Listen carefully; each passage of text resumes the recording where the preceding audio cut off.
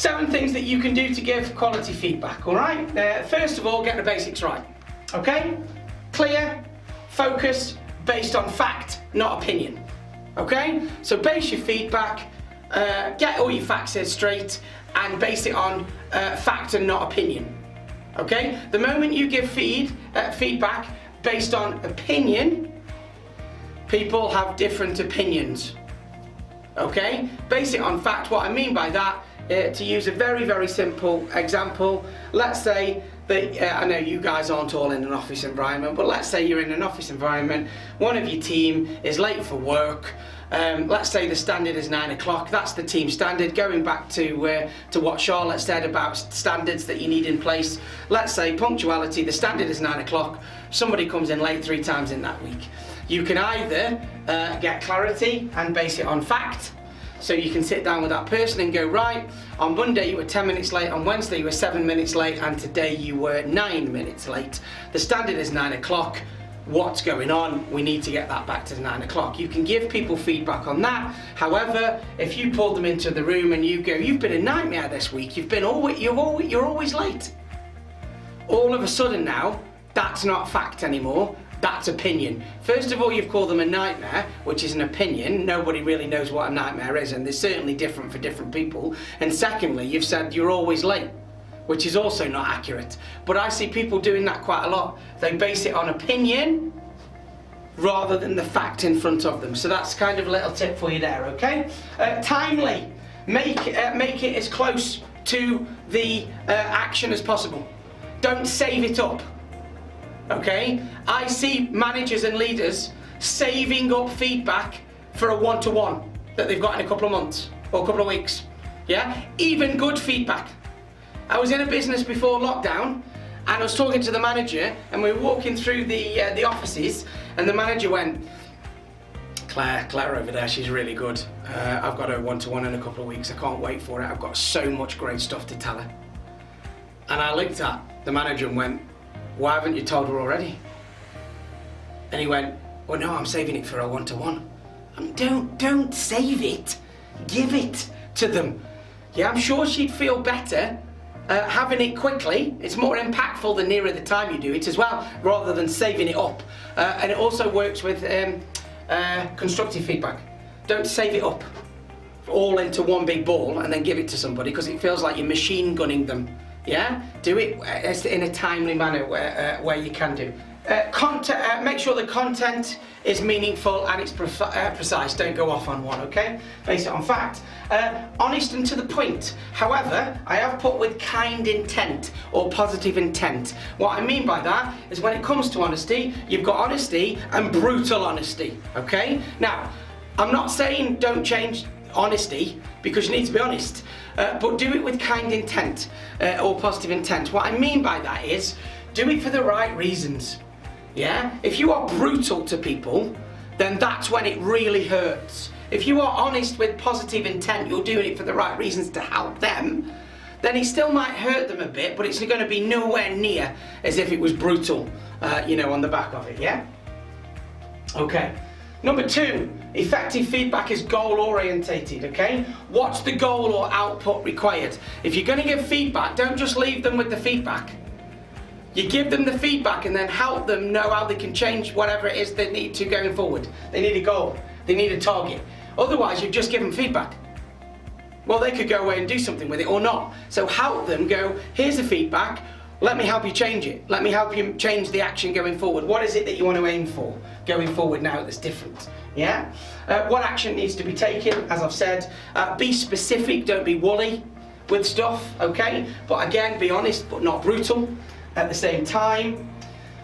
Number 3, effective feedback focuses on the future. And for anybody of a certain age that likes 80s music, 80s movies, you could probably tell me what that little picture is. For those younger people on the call, you may not know what that is. But the reason I put that there is because it needs to be future focused. Do you give feedback if there isn't any learning to be taken? Nicola, no idea. Yeah, thanks Nicola. Thanks for making me feel old again. Lovely. I'm coming to see you soon, remember? It'll be nice, yeah? Charlotte's question, do you give feedback if there isn't, it is a flux capacitor, thank you Christian. Do you give any feedback if there isn't any learning to be taken? There's got to be learning taken from feedback, Charlotte. I would probably challenge that. Okay, for example, a genuine mistake. I would still say the learning would be what led to the mistake and how can you help so you don't make another genuine mistake on the back of it. So I would suggest there's always a little bit of learning. It might be a 1 in a million. Actually, I'll never ever do it again. I know, hands up, fair enough, you just take it. I'll give you that. But 9 times out of 10, there's normally a bit of learning that can be taken and then applied going forward, okay? But it needs to be focused on the future. So give your feedback, you did X. It's in the past, it's gone, okay? Correct the behavior for the future. So this is what we need to do next time, okay? And some of this will come into feed forward as well in a moment, okay? So number 4, effective feedback is about the process, not the person. So I mentioned this earlier, focus on the behavior or the fact, not the person or the attitude. Now this one can be a bit challenging, because if you've got somebody that's got a bad attitude, an organisational terrorist or organisational corpse, it's quite difficult to separate the act from the attitude. You'll want to deal with the attitude. If you're a player, you'll want to deal with that attitude. But you can't, the attitude's not tangible. You can't really give it, you need to look at the fact and the conversation. So if somebody's got a bad attitude, to actually call them into a meeting and say you've got a bad attitude is very woolly ground, because it's very subjective attitude. The only thing you can do is actually show them the results of the actions they are taking on people. Yeah? So you came in this morning and you had 2 conversations and both those people were upset within 10 minutes. Yeah? You can't say your attitude led to those people being upset, or when you come in you have a bad attitude and upset everybody. You've got to be very careful because it's a very woolly ground. Yeah? So just bear that in mind as well. Try and base it on the behaviour or the fact, not the person, not the attitude. Focus on one situation, not all situations. So if somebody's doing something repeatedly, yes, you could mention it, but they've done it once, that's enough, you need feedback. Yeah? And try and not give them feedback on 10 things at once, because it does feel, if you've ever had this, guys, I'm sure you can agree with me here, if somebody gives you lots of feedback in one go, it's like somebody's machine gunning, like somebody's got a Tommy gun and they're just doing this at you, and it's majorly demoralising, which is why it shouldn't be saved up. You shouldn't just save it up for people, you give it in a timely manner, 1 bit at a time. Don't use words like always or nightmare, they're subjective words, okay? People can't change who they are, but they can adapt to their behaviour. So if you're giving feedback on the person and you're asking them to be different, they can't. But if you're giving feedback on the behaviour, they can adapt. Yeah, so that's another psychological reason why you look at the fact and the behaviour rather than the person or the attitude on the back of it, okay? So, number 5. Oh, there's another letter, I'll skip over that. I did that last time. Number 5, effective feedback isn't afraid to be challenged. So this is a good one. When you give somebody feedback, don't get annoyed if they challenge you on it. Because I see this happen quite a lot as well. I see people give somebody feedback, the person then challenges them then back, that then turns you into a Hulk, and all of a sudden you're in an argument. And the feedback session's gone. So if you are going to give feedback, they have a right to challenge it. Whether it's right or wrong, they have a right to challenge it. However, if you've given your feedback based on the first 4 steps that we've just covered, the fact, not opinion, the behaviour, not attitude, there's a target to help them with afterwards, so on and so on. So if you've done all of that, it's very difficult for them to challenge the feedback.